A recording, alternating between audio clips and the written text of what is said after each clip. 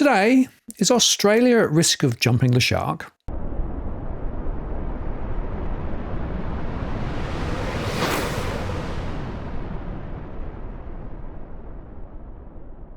Hello again, it's Martin North from Digital Finance Analytics, one of those posts covering finance and property news.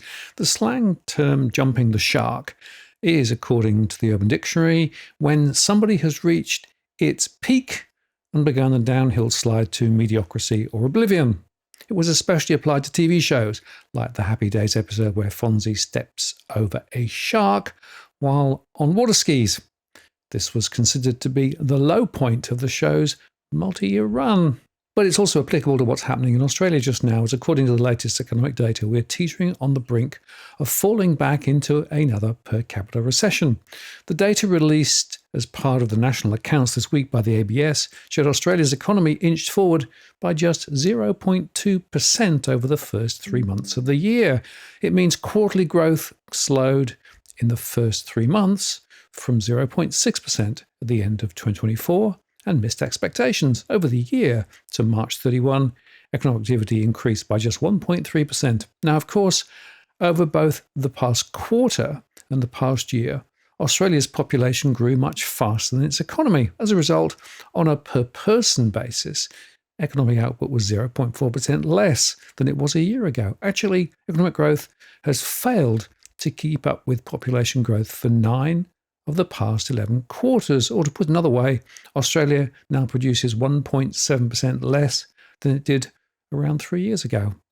There was a rise in disposable income driven by a 1.5% growth in compensation of employees' wages, salaries, and employers' social contributions, but that was partially offset by more income tax payable. The Lord giveth, and the Lord taketh away, to quote poor old Job.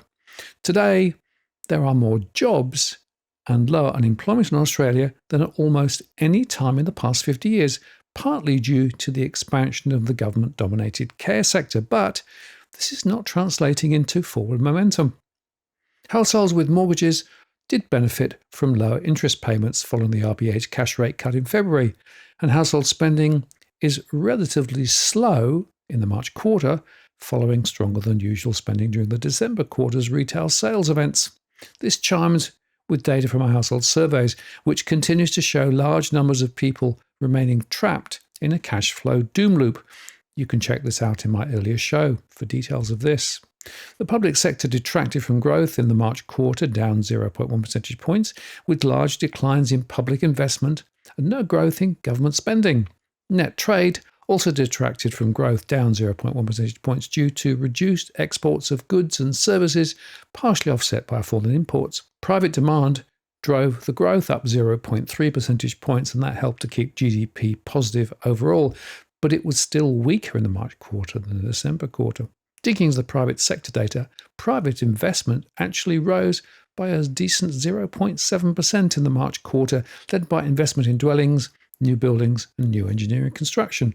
Dwellings investment surged by 2.6%. That's the strongest result in 4 years, and the ABS said investment in both houses and alterations and additions grew in line with recent increases in approvals. Non-dwelling construction investment also grew by a solid 1.7%, although it was largely offset by a 1.7% fall in machinery and equipment investment. So let's see, the housing sector seems to be being stoked again to try and help the economy. I wonder why that is. In its latest economic statement, the Reserve Bank forecast annual GDP growth of 1.8% by the end of the June quarter, peaking up to 2.1% by the end of this year. That's a downgrade from its previous forecast following the Trump administration's shock tariff announcements in April. It means the economy will have to grow noticeably in the June quarter to meet that annual target. As to why the GDP measure fell, well, Cyclone Alfred brought great disruption and damage to heavily populated areas of southeast Queensland and northern New South Wales. Perhaps the repair jobs to fix that damage will add to GDP over the current and incoming quarters. Next, until now, strong public sector spending growth has been keeping the economy afloat, but this time there was no growth in its spending and a decline in investment as a number of major infrastructure projects were either completed or put on hold. This begs the question, will private sector investment rise, set against the global trade uncertainty? Now, it's true that public spending has tended to crowd out the private sector, but will that now stop, and will the private sector pick up the slack? And thirdly, population growth, which is another driver of a bigger bottom line, may be slowing, but trying to get a handle on migration is a lottery, as the Australian Bureau of Statistics population data has become, well, complicated, as the ABS data compared with the population estimates in the national accounts differs wildly from the official quarterly population statistics released a few weeks later. The Q1 25 national accounts released on Wednesday implied that Australia's population growth accelerated to 121,200 in the first quarter, but the national accounts suggest that Australia's national population slowed from 484,000 in the third quarter 24, that's the latest official figures, to 459,300 in the first quarter of 2025. So as a result, the rate of population growth is implied to have fallen from 1.8% in the third quarter of 2024 to 1.7% in the first quarter of 2025. Now, I don't have much faith in these figures, and they could easily be revised later. Remember, the latest labour force release suggests that Australia's population grew by 0.65% in the 3 months to April, equating to a population increase of 147,000 people, or an annualised rate of around 588,000, while the annual rate of growth in the 15-plus population also ticked up to 2.1%, or 471,000 in April, according to the Labour Force survey. Actually, CBA produced a chart to highlight the differences between the measures. My own suspicion is population growth via migration remains stronger than assumed in the latest numbers, meaning that per capita pressure could well be even stronger. Now, there was a rise in income, but households are saving where they can, not spending.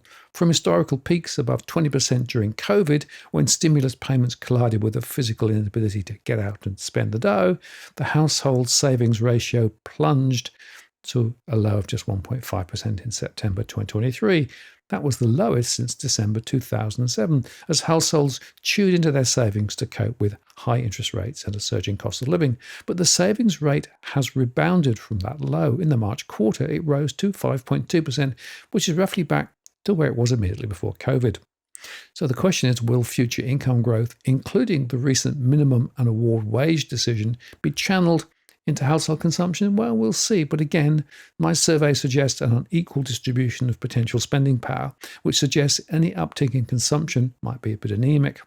An ongoing squeeze on some households from restrictive interest rate levels, along with some caution in the face of US President Donald Trump's tariff wars and the associated financial market volatility, could well crimp household spending ahead.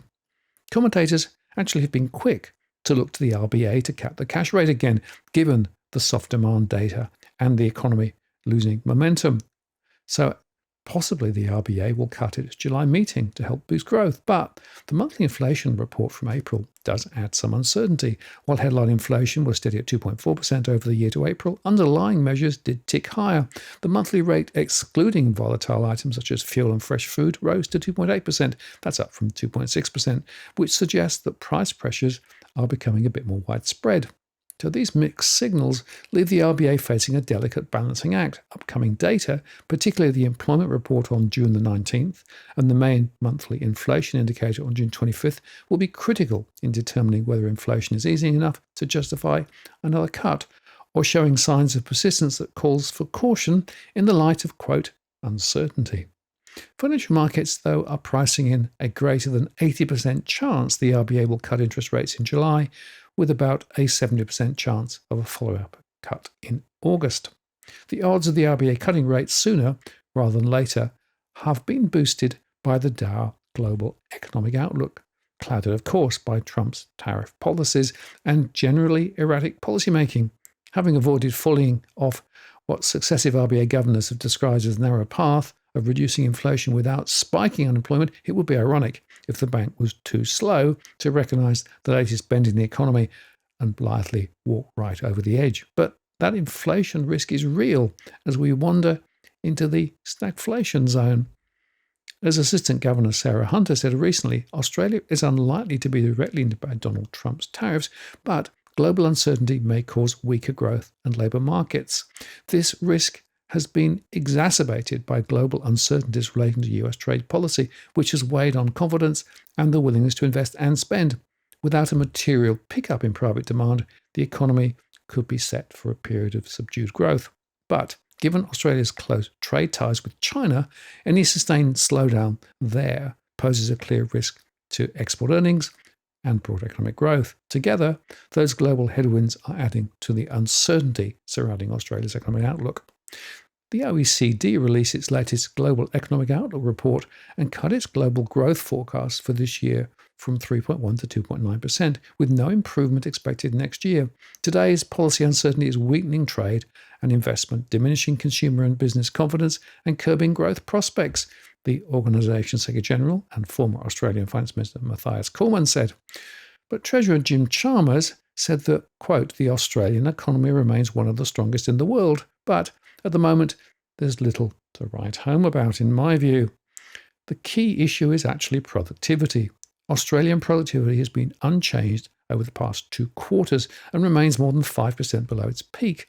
Meanwhile, the lingering effects of previous inflation and real wage declines are likely to take at least until the end of this decade to repair, even if nothing goes wrong in the meantime. National accounts show the economy faced longer-term structural issues too. Weak business investment has been stuck between 11 and 15% of GDP over the past decade and suggests that tax and regulatory settings are holding back innovation and also probably foreign interest in investing in Australia. The Productivity Commission's current work on how to boost productivity growth through creating a dynamic and resilient economy, as well as through other pillars, should be adopted with enthusiasm by the Albanese government, but we'll see about that. As expected, Jim Chalmers put lipstick on a pig, spruiking that the private sector recovery we have planned and prepared for is gradually taking hold. Well, there's a pig just gone past the window there.